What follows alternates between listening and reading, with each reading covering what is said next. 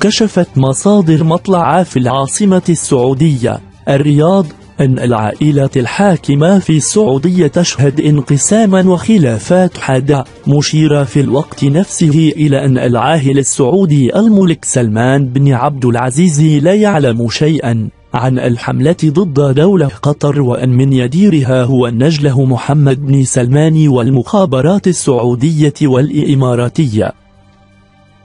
وأوضحت المصادر أن انقلابا ناعما ووشيكا ستشهده الرياض سيتم خلاله استبعاد الأمير محمد بن نايف وآخرين، وتصعيد الأمير متعب بن عبد الله وليا للعهد بدلا عنه، في حين يخضع عادل الجبير للتوقيف عقب زيارته لدولة قطر، التي قالت المصادر أن الخلاف مع قطر يأتي لتمرير ذلك الانقلاب وإلهاء الشارع السعودي عن هذا الحدث.